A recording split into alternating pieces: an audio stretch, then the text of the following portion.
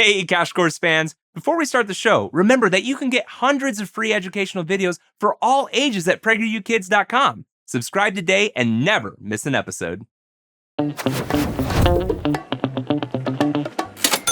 Do you ever wonder how people can look at the same thing, say a painting, and come away with completely different ideas about what it means? It's so moving. The artist is a genius. What's so genius about randomly throwing paint on a canvas? Art and fashion can be deeply interpretive, but even things like economics have people split with differing opinions. There's a great divide over what seems like simple issues to most, like taxation, monetary policy, and government regulation. These differences can be separated into various schools of economic thought. There are four main schools: classical, Keynesian, monetarism, and Austrian. Each takes a unique approach to driving value creation, trade, and consumption in an economy. Let's take a closer look at each of them. The first is the classical school, credited to Adam Smith and his classic work, The Wealth of Nations, published in 1776. Smith observed that the government played a large role in the various European nations around him at the time, including his own Great Britain.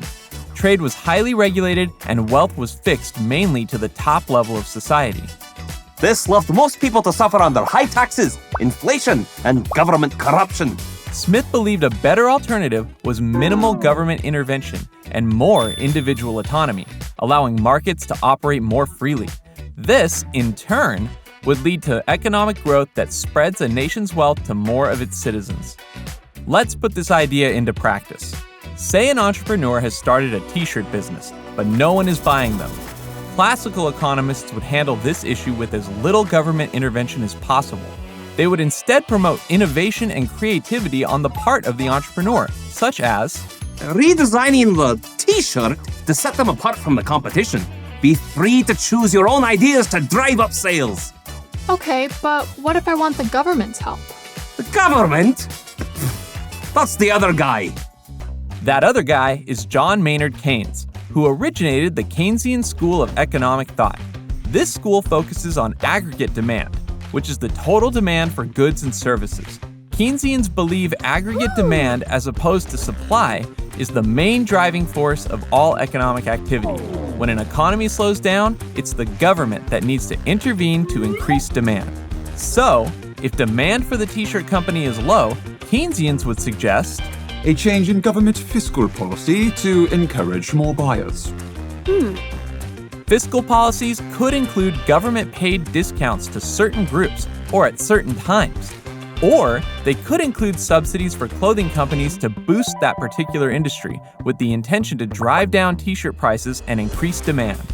Without government intervention, it would be quite difficult to increase your sales. Another point of view is monetarism, which originates from famed economist Milton Friedman. Like the classical school, monetarists believe government economic intervention should be limited, but when needed, they believe that monetary policy, which influences the money supply, is more impactful to economic activity than fiscal policy. When there's more money in circulation, people tend to spend more, whereas when there's less money in supply, people will tend to save. This expands or contracts the economy, changing the demand for goods and services. In the case of the t-shirt company, monetarists might suggest increase the money supply. Nice! This could lead to more spending on things like t-shirts and other clothing. However, we caution against increasing the supply too quickly, which leads to inflation. That's because if people have more money to spend, but t-shirt prices skyrocket, the purchasing power of their money actually decreases, since it won't buy as much as it did before. Exactly. Finally, we have the Austrian School, which originated with Karl Menger. Like the classic or monetarism school, this school also leans toward less government in the market. They were the first to recognize diminishing marginal utility, the idea that the value of a thing decreases as you gain more of that thing. For example, having one hammer to build a house is highly valuable, but having 5, 10, or 50, not so much. They also observed that prices can be affected by not just strict supply and demand, but also subjective factors, like personal preferences. This includes things like brand recognition, where a product's produced, and what materials are used. The Austrian economist might suggest that the t-shirt company change its marketing focus by Clearly highlighting the benefits of the product. Since people make decisions based on their own interests, the seller might want to promote that the t-shirt, say, uses Egyptian cotton or makes you look more attractive. This strategy uses a product's added value instead of its price to attract a consumer's interest, which could lead to increased sales. And you'll look good, and you'll look better, and you'll look... With a topic as complicated as economics, it's not surprising that there are many different views on how it all works. These 4 schools are just a few of the many out there, and each school's recommendation has its trade-offs depending on the situation.